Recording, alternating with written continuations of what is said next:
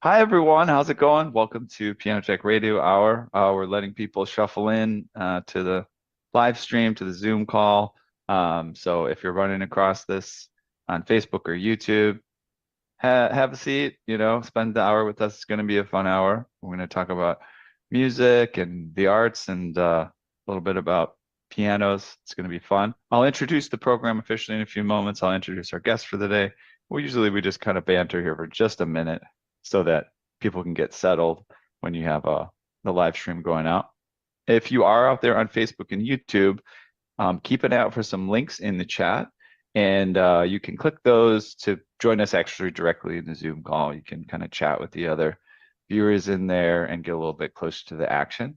And that's always fun. And I'll give some more information here on the program, as I said momentarily. It's Piano Tech Radio Hour. And what we do here is we gather every Saturday to meet with and learn from the most fascinating and knowledgeable folks in the piano world. Includes manufacturers, rebuilders, musicians, makers of other instruments, and of course, piano techs. Our mutual goal is to become better at our craft, to help each other, and to create an ever more musical world together. Piano Tech Radio Hour is brought to you by Piano Technicians Masterclasses, an online learning resource that brings you cutting-edge instruction from piano industry masters without leaving your home. You can find out more at pianotechniciansmasterclass.com. You can also subscribe to Radio Hour for just $16 a month and get direct access to each week's private Zoom call, as well as all the archival recordings of well over 200 episodes in our member area. You can join using the link bit.ly/join PTRH. That's bit.ly/join PTRH. Of course, we always like to mention the podcast audio only version of the show, which we release on all major platforms that host podcasts. Listen to it while you're working, driving, in the workshop, and doing dishes, whatever you like to do. We are popular all over the globe in the performing arts category on iTunes. We've reached top 100, top 10, top number 1 in various locales all over the world, and proud to have a global audience for Piano Tech Radio Hour. And then, of course, check out the blog on Substack, where we highlight some of our masterclass content. We talk about very in-depth things about pianos that you're not going to find anywhere else. It could be the history of pianos, construction of pianos, design of pianos. And more and more, we're bringing in tangential content from folks like our radio, our guests. We might have a little masterclass on composition, or ways of practicing, or different techniques of specialization in the musical field. So keep an eye out on the Substack blog for more information on that. And then if you'd like it, you can dive deeper. And then we've got our socials: LinkedIn, Instagram, Facebook, and Twitter. And if you want to get on the mailing list, just go to pianotechniciansmasterclass.com and enter your email and name, and that'll get you there. I would love to now introduce our guest. Kinan Azmeh is a critically acclaimed Syrian-born, Brooklyn-based clarinetist and composer, celebrated for his distinctive voice that seamlessly blends diverse musical genres, from contemporary classical to jazz and world music. Hailed as intensely soulful and a virtuoso by the New York Times, he has garnered international recognition through solo appearances and as a commissioned composer with leading orchestras worldwide, including New York Philharmonic. A graduate of Juilliard, Azmeh is also a prominent member of Yo-Yo Ma's Grammy Award-winning Silk Road Ensemble and leads his own Arab jazz quartet City Band. His compositions span orchestral, chamber, film, and electronic music, often exploring themes of identity and home. Kinan, welcome to Piano Tech Radio Hour. Thank you so much for having me. Yeah, it's great. Actually, your introduction is a bit scary because I thought, oh boy, am I in the wrong room? I mean, because you mentioned the word piano tech, and I thought, I was expecting you to welcome me like, and now we have this wonderful pianist or piano technician. I'm like, hey guys, I'm not what you expect me to be. But thank you for having me. It's such a pleasure to be with you. Yeah, absolutely. I mean, this is fully honest. We started this show back during the pandemic for all the piano technicians that were cowering in their homes, wondering if their life is over because they can't go do their jobs. And we started out with like technical content for piano technicians. And as I alluded to earlier before we started the program with you, I'm interested in all sorts of things from, you know, music to the sciences. I've got a PhD in biology where I study neuroscience. I'm an entrepreneur, and you know, I love to just talk to lots of different people. So Cool. we just make it a little broader, and it's been actually really fun and fine. And there's always some sort of a connection, right? So you're a Absolutely. musician, you're in New York City. Yeah, I'm sure you played a piano here and there. You probably at least had to learn a few True. chords That and is true. melodies in your time. Absolutely. That's true. Do you own a piano? Have you ever owned a piano? I'm guessing you own a keyboard. You probably got something for We what's. actually own few keyboards. Just, I mean, for composing, you need it. I used to actually work with a very, very small like MIDI controller. For me, that was enough. But then every time I would go to somebody's house and people have a grand piano, Mhm. you realize like a total different kind of creativity appears the moment you play on a real instrument, Yeah. Yeah. And whether it's an upright all the way to like a baby grand or like a concert grand, and then you do end up composing different stuff, you know. Yeah. And Yeah. also you get fooled by thinking that your playing is also good. I can play little things on the piano, but I just use it to compose my own music, but nothing Mhm. more. But so we do have one of these electronic pianos. So it's an upright, but it's fully electronic, weighted keys and everything, and Mhm. it does the job. Right. Yeah, Yeah, there's something very organic about sidling up to a piano and sitting on the bench and poking the keys a little bit, and um, that can happen at an electric piano, but it's just not as organic. It doesn't feel as kind of uh I guess I can only say the word organic again. But yeah, right. there's something about sitting down at an acoustic instrument and you get the character that comes out, right? Oh, that note's a little bit out of tune, but it's kind of nice to hear it a little bit. It's like I like how it's a little bit, it's a No, little but bit I mean, it's unique. also because it's unique to the piano. I cannot think of any other instrument that you just can walk up to and play something, even if you have never touched the instrument. You can Hmm. play, one Just note that keys. is almost as good as a professional pianist will make, you know? Yeah, that's true. That's true. And Just so press there's the like an buttons. immediate satisfaction that comes right from the get-go.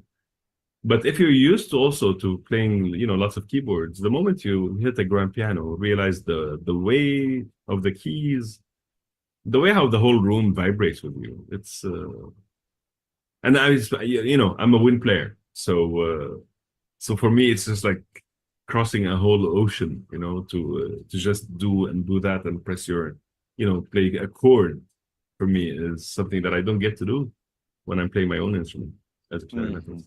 Hmm. I can't help but continue to notice these instruments on your wall there. I'm assuming Oh yeah. they they may have at least one of those seems like it must have some connection to Syria, if not all of them. Um, Actually, I don't know which corner you see because there's this corner. oh yeah, There are lots of wind instruments. I didn't actually see those. I see the stringed instruments. Now I see the There, woodwind instruments, yeah, like flutes and things. these I have collected actually over the years. There are flutes from where is that from Colombia, some Chinese flutes, Syrian ones, Egyptian ones, probably Indian ones, Indonesian one, Armenian one, French Hmm. wooden saxophone. And Hmm. here there are actually string instrument. There's a mandolin, and there's a buzo, which is like the top, very uh, ornamented one. There's a Kurdish tambour, and this little Chinese little instrument, which is on the bottom. I've been collecting instruments for some time. I travel a lot, as a touring musician, Hmm. and it wasn't a plan to collect instruments, but I'm fascinated by sounds, and I'm fascinated how instruments have unique shapes everywhere they go. Like the different sizes and everything. So our home is becoming little by little a little museum of instruments, and we have lots of percussion instruments also. I mean, yes, they're hanging on the walls, but I use these very, very often.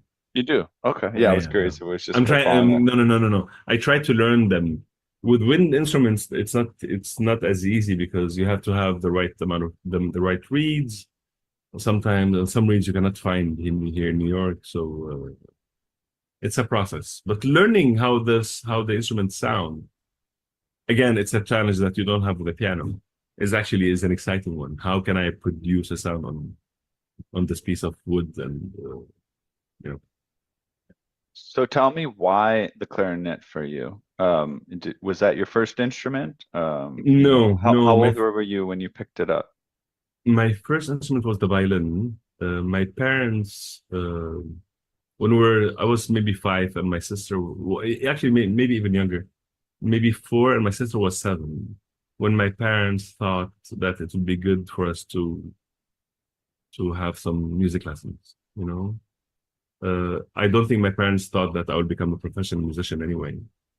But and my dad played the violin on an amateur level, so he thought maybe violin would be a good idea, And so they got me a small tiny violin, and that was not a very successful experiment because when you start learning the violin, one of the first things you do is you hold the bow and just move the bow across the strings. And as a left-handed kid, that was like torture for me. I was not able to control my right hand at all, and I tried that for about a year. But I remember very vividly how miserable I felt every time the violin lesson was about to begin, and also during the violin lesson. My parents owned the full volume of the Britannica, of the encyclopedia, and my dad wrote to them. This is in the early 80s. He wrote to them, "My son is trying to learn the violin. Do you have any suggestions?" This is pre-internet, pre any of that knowledge that we have access to today. And they responded a few months later. The whole Encyclopedia Britannica gathered basically a bunch of articles discussing my case and sent it to my dad. And one of the suggestions they had is either to find a left-handed violinist that I can learn from, so somebody who can relate to the challenges I have, or switching the strings on the instrument so I can play with my left hand, which would rule out any possibility of me playing in an orchestra because I'll be the only one who's going opposite directions. Right. And the third option was, why don't your kids switch to an even-handed instrument? And the only two options that were present at the time in Damascus, where I grew up, was either the clarinet or the piano. And as a young child, I thought I would go with a lighter instrument. For me, being a musician meant traveling, and I wanted to travel with a lighter instrument. That was how deep and profound was my choices. Okay, I'm gonna take the instrument I can carry with me. I mean, So it helps, the that's for clarinet, sure. yeah. So the clarinet was the choice. And how old were you at that point? I think 6, maybe. Wow. And you Yeah. thought of musicians as traveling. That's interesting. Actually, it's hard to tell at a certain point where, especially if you grow up very close to a group of people, such as, we were a very close friends, my parents and I, and we are now, but back in the day, it's hard to know if that's something that I thought or something they told me to convince me, and then I just adopted, that narrative. Yeah. Okay. But for me, I just remember okay, I'm taking this because I can take it camping with me, and camping was a big thing in my life at age 6. It's not that I went camping often, but for me, it was right. It was what a cool thing. what cool people do. Yeah. And that's great. And I think also we had the harmonica also at home that my dad used to play, and for me, an instrument that fits in a backpack was a go-to solution. So the clarinet was true. They're also nice because you can disassemble them, and it's right. You also it's you a have very to carry small the case. longer version of it. You can just kind of that's right. also true. And also, what helped is my cousin, who's 2 years older than I am. He's the person who taught me how to play soccer, and he was the cool older kid, and he played clarinet. So also he had some influence uh, in me choosing the instrument, I think. Mm. I would love to just go on a little tangent here because you raised an interesting uh, concept in my mind. You had mentioned to me previously you have a child, like 4-year-old, and of course you're in Brooklyn. What part of Brooklyn are you? Park Slope. Park Slope. Mhm. And so you're raising the kid in Brooklyn and Manhattan, in the 2020s, and then you were a kid growing up in Syria Mhm. in the 80s, it sounds like. uh Compare and contrast, you can't really tell us about. I can tell us about the United States in the 80s, but you can't. Mhm. But I'm just curious, it's I don't have a clear picture of what life was like camping. I was like, oh, okay, yeah, camping. Like I think of camping like, I'm from Michigan and you got forests nearby and you go camping. And for some reason, I wasn't imagining what camping I don't know why as a kid in Syria, but I guess it makes sense. And I don't know what the camping's like. Is it in, do you go out in desert areas? Do you go out in forested areas? Is it mountains? I Just tell mean, me. I'm just all curious. You're all of the above. all the I, above. I Okay. think I think I think the question raises a good point. Yeah. We tend, I think all of us humans do that. We tend to think that our reality is the only reality that is out there. Like, your memory of your first music lesson, you think like, yeah, everybody else went through the same thing. Or, the fact that you love nature so much, you think that everybody else loved nature until Mhm. you start going to school and you raise, some more awareness about your surrounding, and you realize that people have different backgrounds and different things. And for me, I mean, I don't think there's a unified experience growing up, even in the US in the 80s. And Oh yeah. No. certainly it's not a unified experience growing up in Syria in the 80s as well. Mhm. Uh, I was born to a family that was very much interested in culture. Yeah, it sounds like it. I'm very lucky in that sense. And also a family, like middle class family, who actually was willing to spend money to teach me music or to send me to music classes, right? Or to buy me an instrument. Uh, a family who didn't think playing the music is a waste of time and that I should just focus on my homework. And this is not a unified experience. It's not across the board. But like, for example, going camping in Syria, I mean, many kids did it, but also it depends where they are in the country.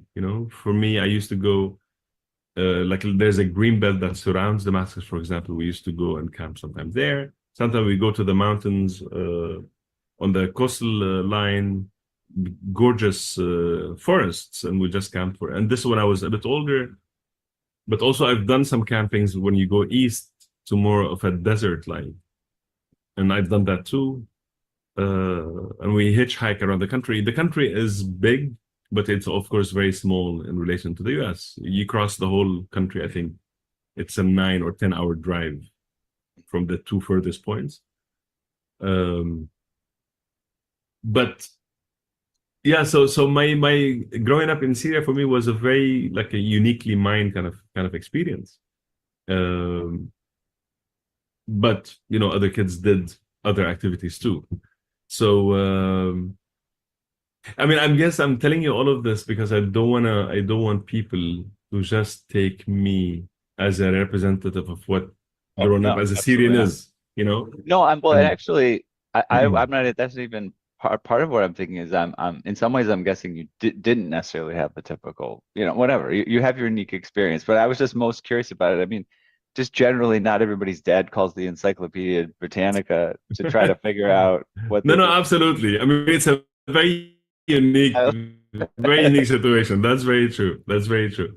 And no, I mean that's why I feel incredibly lucky to be born in this kind of setup. And also, learning music, like the music that I learned, like Bach, Brahms, Beethoven, and Mozart, which I learned in Damascus. I grew up believing like this music is mine. Like this is my culture too. Hmm. And walking around the streets in Damascus, you hear lots of music from Arabic music, Armenian music, Kurdish music, ancient Syriac music, uh, which is sung in Aramaic, which is still spoken in Syria until today. Mm. So multiculturalism is something that I grew up in somehow. Mhm. And yeah, so I lived a happy childhood, a safe and happy childhood. I would maybe describe it also as being sheltered a little bit. Um, but I was very much in touch with nature. Nature was a big part of my life, and I think it's because it was a big part of my parents' life and also my grandparents' life.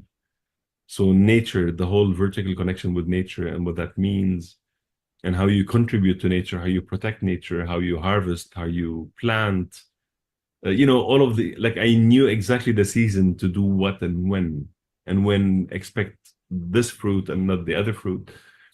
Uh, that was in my background the whole time. Mm. And That's I'm great. sure it is actually for many, it intersects with lots of, an American kid growing up in the 80s, people who lived near a farm, or maybe not somebody's experience who's born in the, Well, it's Midtown hard. New York Yes, City. I don't it's hard know. to grow up with that experience in New York. But I but had a sorry, just like a quick thought. Uh, because during COVID is when my wife and I moved to an apartment in Brooklyn that had a little backyard. And it was the first time that I dug into the soil of the city. Actually, and it was it was shocking for me to realize that the city has soil where you can plant something in. You don't think of New York as a place where concrete you can jungle. like plant something. No, yeah, maybe a little community garden here and there. Yeah, but yeah, no, it's like rooftop gardens, right? Like that. That's what we're looking at. Right. Um, I had one piano tuning client actually there in Brooklyn, and he was kind of like an athletic trainer. He did some private training, and he would tell me about his clients a little bit. Number one, he had a treadmill in his home that he had trained his dog to run on, so that the dog could get exercise. And he told me about this one. He said, "Oh, I love training everyone from my dog to whoever." He says, "There's a family that I work with where I train like everybody from like the grandma to like the 8-year-old or whatever." And and I was like, "What do you do with the kid?" And he's like, "Well, it's not that complicated. Like we do some sort of sophisticated routine, but." I take him to the park so he can learn how to ride his bike.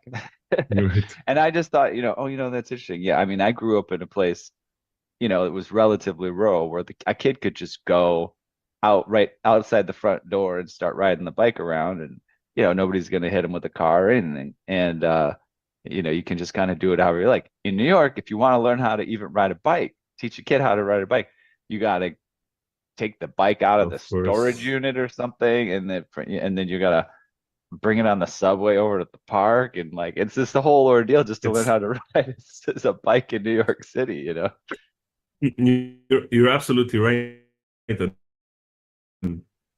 And I think again, actually back to the comparison between Damascus and New York. I grew up with that very safe situation that the city offered. Damascus is not a small city. It's 4 million people plus, which makes it Yeah. like a big city. But I mean, maybe safety measures were different back then. Like I used to go and bike like on the highway, you know. Mm. My parents didn't worry. I was not wearing a helmet, and we'll go like, against traffic, and it's a different time. I think what actually makes the cities, both New York and Damascus, closer to each other is how, because that generation, I think we grew up with very, I mean, things have changed when it comes to like safety and stuff in the last 30 years. That may be more than it's ever changed from the 80s earlier. So that's the what's in common between maybe you and I and somebody who grew up in New York is we were, people managed to like ride the bike in the streets of New York in the 80s. Maybe it was fine. Mm. You just Yeah. open the door, like Right, right. just. do it. Just go for it. But now I cannot imagine my son like, stepping out of the apartment, just like going on his own on the bike. There's no No, way. no. Well, I would love to check out some of your music. We have a, a sort of performance that has been recorded and on YouTube here from the Five Boroughs event here. Should we check out the final Check out track the in it? final track because that's maybe the oldest track on this concert, and Okay. it's the last track on my album that I just released Okay. called Live in Berlin. And Okay. you'll see the band. This is my New York family playing here. Kyle San on Okay. guitar, Josh Myers on bass, and John Hatfield on drums. And this is actually part of the Five Boroughs Music Festival. And it happened very appropriately at the Five Boroughs Brewery in Brooklyn. Oh, okay. And that's why you see the barrels behind us, just that if people were wondering. Mm-hmm. Cool. Where in Brooklyn is the Five Boroughs brewery? What area is Uh, that? Actually, I don't remember. This is Okay. a All bunch right. of years back, but Okay. All right, let's try to shift it to where it begins. So this is wedding, yeah? yeah. Oops. No.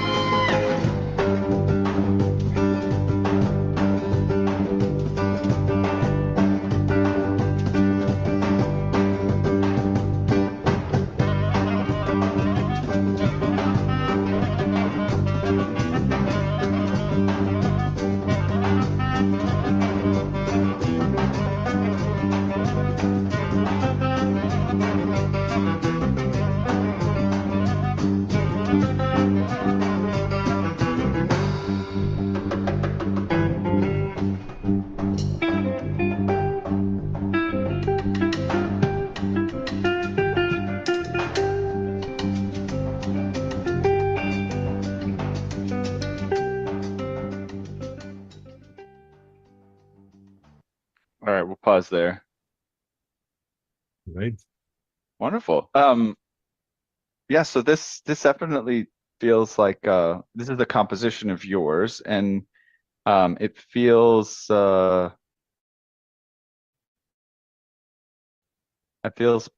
both unique and familiar. I guess that makes sense for a composition. I'm guessing there's some connection to what it feels like at a wedding for you. Yeah? I mean, is that where does the title I come mean, from? the part we heard so far is basically just like a little Snippet. intro. So I mean, longer. Yeah, okay. the math part happens much, much, much later, Okay, okay. and the piece is inspired by the communal feeling of excitement that people have in a public wedding. What I mean by a public wedding, wedding in the village, in a Syrian village where people just gather. And I always like to joke on stage that it's a piece that is inspired by when in a village wedding, you have to invite everybody from that village. Even if you don't like your neighbor, they have to be there. Yeah. And the musicians show up and the musicians play whatever they like to play. And so the piece tried to capture that Okay. mood. Yeah. And it's been an ending classic, like a classic ending for all our shows since 20 years now. It's not always as much for the bride and groom as you might think, right? It's for everybody else, right? And it might be for your neighbor who you know you're not that excited about, but they're like, oh, there's going to be a wedding. I've got, they have some of the food and have the party, or Right, whatever. right, right, right. It's for they're enjoying. They want to enjoy, the fact that you've given them a reason to I celebrate. mean, I hope there's a culture now where people actually bring back the focus in a wedding party to the host of the party, you know, where Oh it's yeah, just I not don't know. about like just pleasing everybody, but like when my wife and I got married, for us, that was our number one goal. We want to host a party that we would enjoy being at. Yeah, That was yeah. the only parameter. And actually, for musicians, actually, it's fun. My wife is also a violinist and a composer, and we played in our wedding. And like the first Oh, time we that's played great. together publicly was at our wedding. So Okay, you turn it into a concert where it's more fun. that's cool. Yeah, Yeah, that's cool. yeah. I love it. Families that have music integrated. Right. Um, so tell me about being, the shift in location here. So you lived most of your early life in Syria, and then at some point you ended up over here. What was the transition period like? Was it to study? To study, yeah, I did my undergrad in Damascus. I did first music school before high school finished, and then after high school, I was doing the Higher Institute of Music in Damascus. That's for my bachelor in music. But also, I went to the University of Damascus to study engineering. I have a degree in electronics. And then when I finished from both, and I was 24 at that time, I wanted to pursue my higher education. So I wanted to get my master's. And I thought, okay, this is where my choices became clearer, and I wanted to do music only. And I came to New York. Actually, I went to Boston for 1 year, and that's 2000. And then 2001, I transferred to New York, and I went to Juilliard for my master's, and then I did my doctorate at the Grad Center, City University of New York, where I got my doctorate degree. But the transition period, what was interesting, Boston was this 1 year that I did in Boston was transitional. In a sense, it's a new place, but I've been to Boston before when I was 16 for a little trip. Um, I didn't feel I had to like adjust anything, to be honest. It was just like, yeah, new city, great. But the bigger adjustment I had to work with is when I moved to New York, which was a much bigger city than Boston, and I moved to New York a week before 9/11 happened. So that was, I guess, a major point in the world also, not only for my life, but Wow. but Yeah. also being the Arab in New Oh York my at gosh. that moment was not easy. No. I'm suddenly the other, and also all these governmental procedures that were implemented where it was weird to speak Arabic, which is my native tongue in the streets of New York. But also, it was a time where I was welcomed the most in New York. It's interesting how things go. The city welcomed me with open arms. Both the school, the student house where I was living, called International House, and my friends who are the musicians of the scene.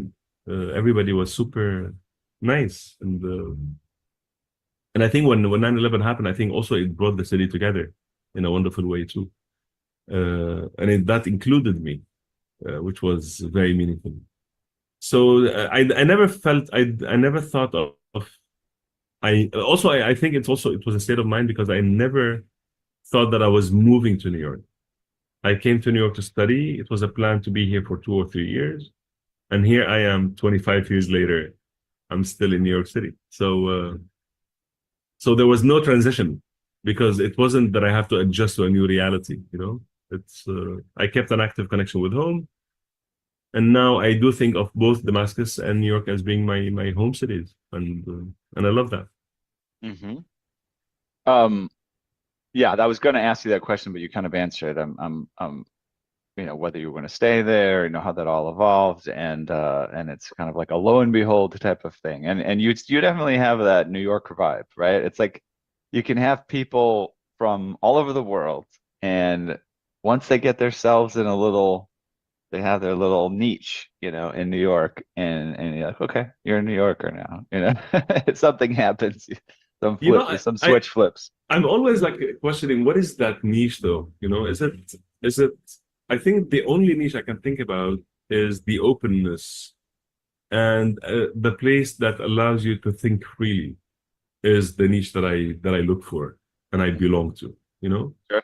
And also the city, the main contrast for me when I'm in Damascus versus when I'm in New York. In Damascus, like people know me, I know people, there's that familiarity with the place. New York, no matter how much you live in New York, you can be nobody at all times if you decide to, There's always a total new audience to explore, a total new neighborhood to find out, and uh, and I love that. So it's a niche of the unknown is what excites me about New York, and also it's a city where there's an audience for anything and everything, and I love that. Yeah. Yeah, I totally agree. One thing I say about New York, is that, the nice thing about, New York is like nobody cares, you get to be whoever you want to be, and people, they don't care. But then the other side of it is they don't care. That's true. Be who you are over there, and I'm fine. Just go ahead. I don't need it. No, you're right. Uh, yeah, but Excuse me.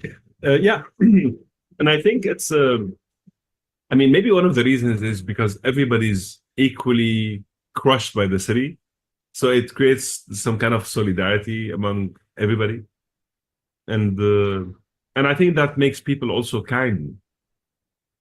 People do help each other. It is not really in line with the reputation of the city, but I find lots of kind and nice people and gentle in New York City. I yeah, mean, there was yeah. I mean, it's not that I'm biased towards New York City, but it's a city that I know the most now, yeah, I think there was a lot of talk about there being a bit of a shift around 9/11. That all of a sudden people were being more, friendly and helpful towards each other, post the crisis of that. But yeah, it's a great place. But yeah, if you don't have a niche, then you'll get chewed up and spit out. Right. You'll find out if you're a New Yorker or not. Right. I feel like let's return to this recording here and let's go towards the end of that track so we can hear where it goes. Does that sound kind of fun? Sounds good. Yep. Okay, cool. There's that. And we'll maximize. So here we go.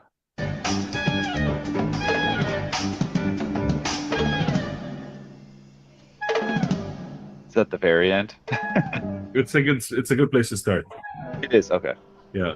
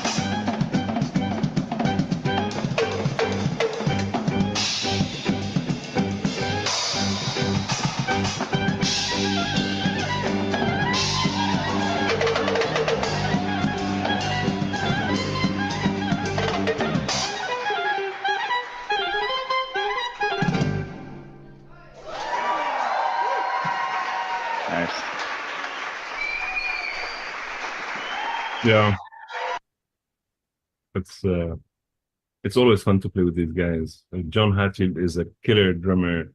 Cal San, a wonderful guitarist. Josh Myers, incredible bassist.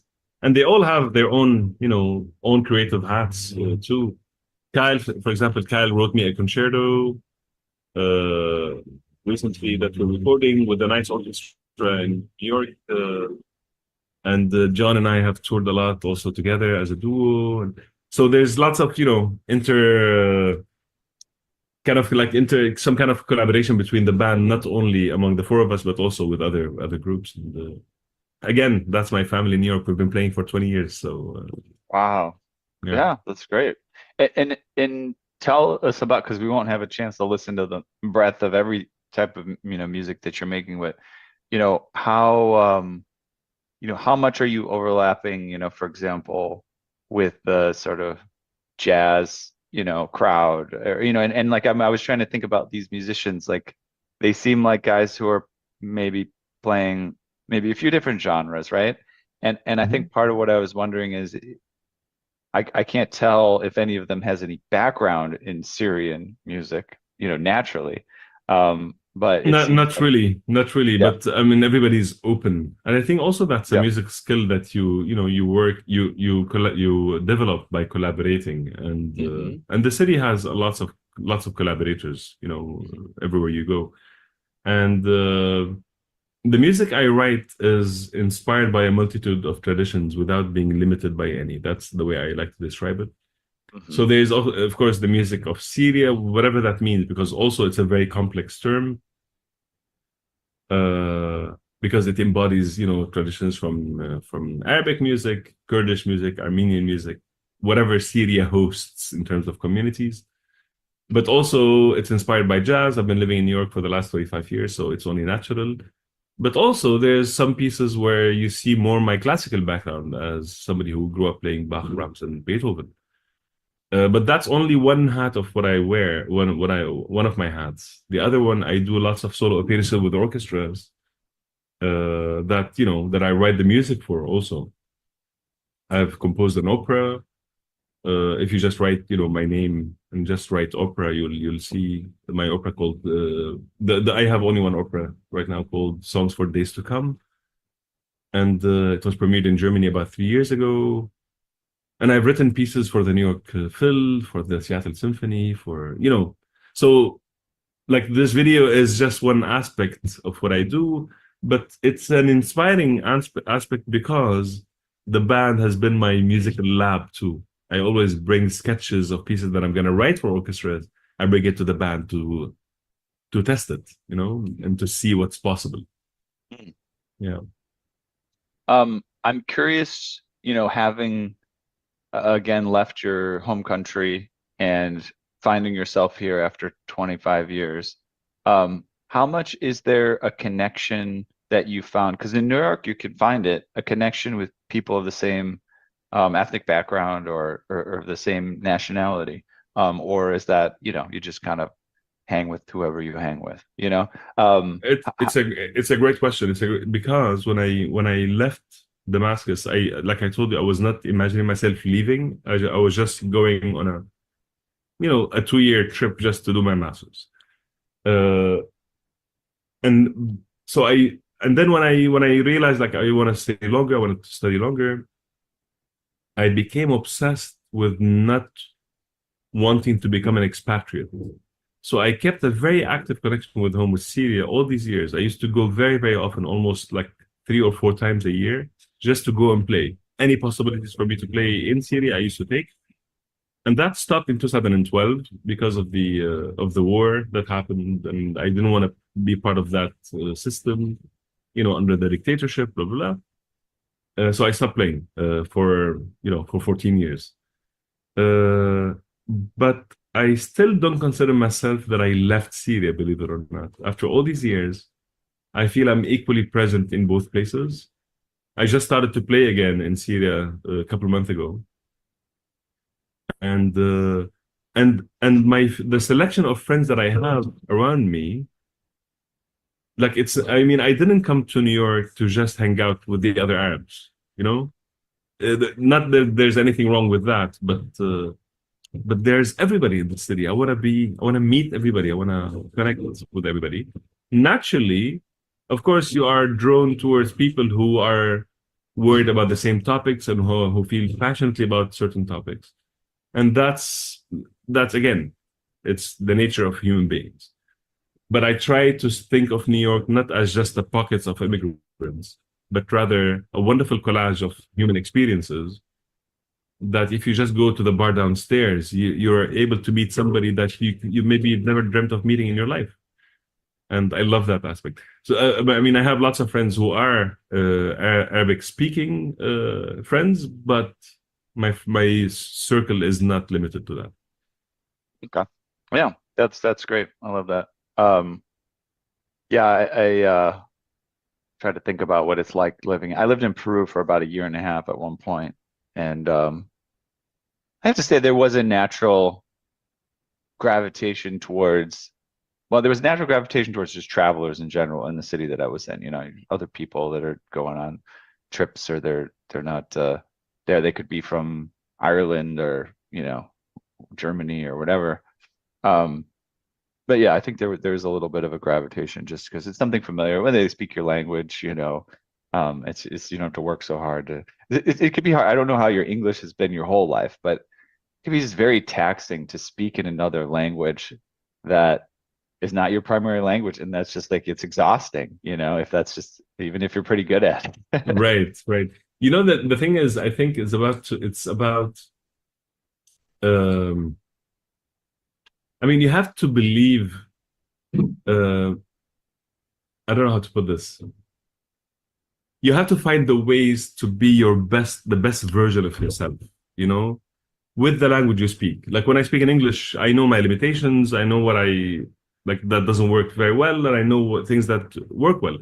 With Arabic, which is my mother tongue, I have the same issues, but in different places.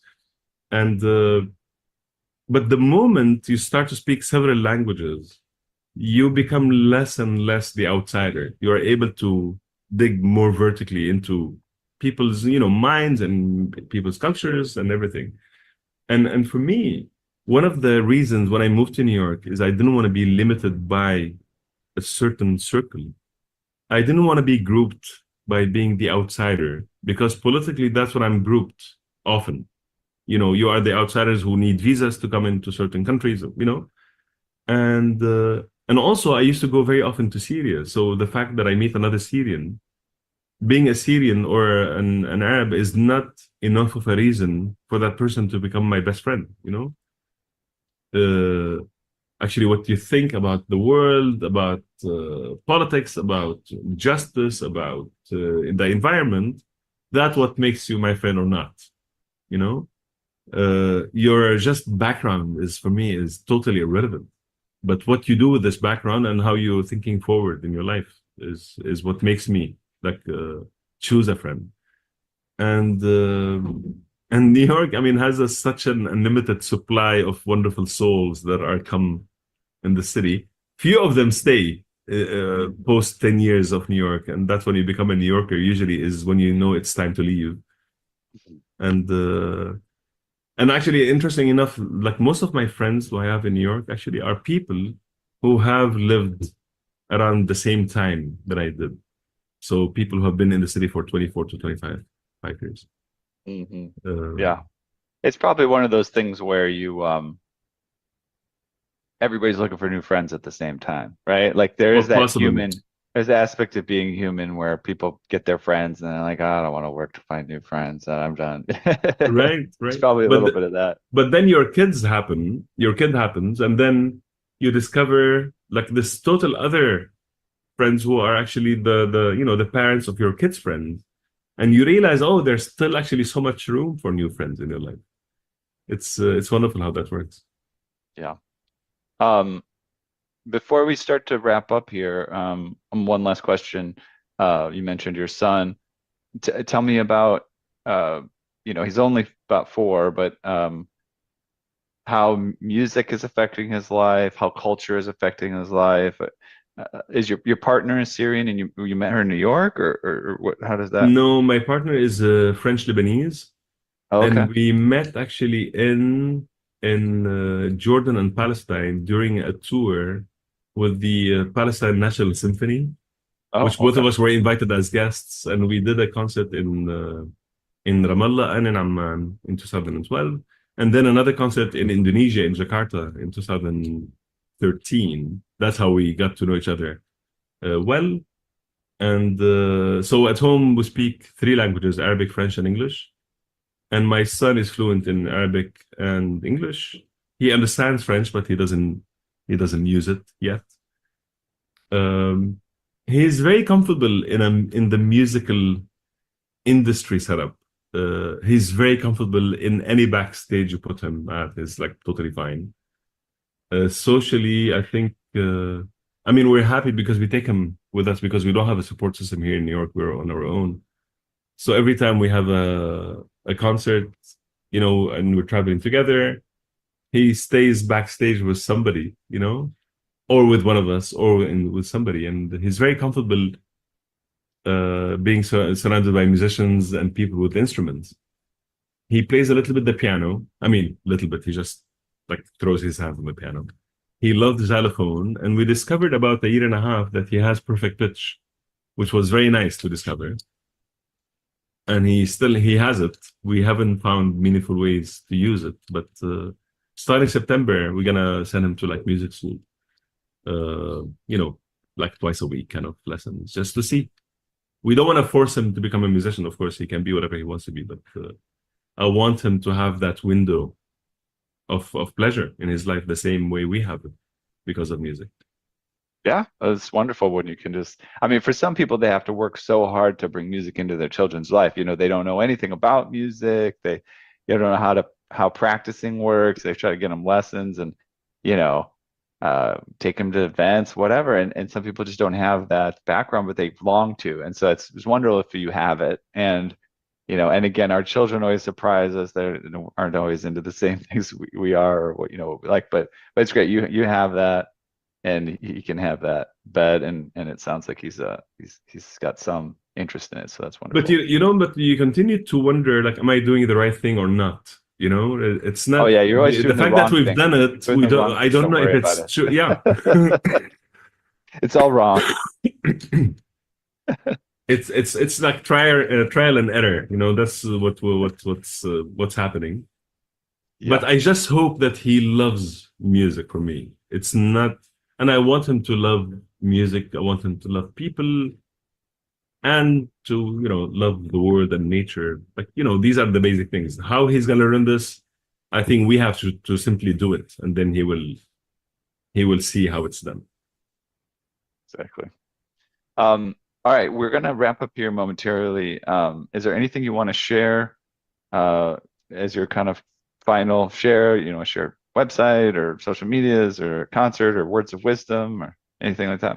Words of wisdom. Oh boy, I don't have any words of wisdom. But my wisdom usually is shared with my music. So if you are, I mean, my calendar is always on my website, kinanazmeh.com. I'm now on tour with like lots of different projects. So come and, I mean, I'm touring actually a lot in the US and Canada in the coming few months. Sometime with orchestras and sometime with my city band, which is the one that we just played the video of. We released a new album called Live in Berlin, which we're very happy about, and it's on every single platform. Check it out. It's a live recording, and we're very proud of it because it's a celebration of friendship between the four band members in the group. What else? Last words. I'm just thankful for you hosting me and having this conversation, and keep doing that, man. It's great. Wonderful. Okay, we have reached the end of another musical journey here at Piano Tech Radio Hour. Thanks again to Kinan for joining us today. As always, we're brought to you by Piano Technicians Masterclasses, cutting edge instruction from piano industry masters without leaving your home. For those of you that joined us today by signing up for the session individually, make your life more convenient. Subscribe to Piano Tech Radio. It's just $16 a month. You'll get the recording of today's session in our member area, as well as automatic registration for each week's new session. Sign up at bit.ly/join PTRH. That's bit.ly/join PTRH. Don't forget about the podcast and the blog and the socials, LinkedIn, Instagram, Facebook, and Twitter. And make sure to sign up for the email list on the website. All right. We'll see you all again next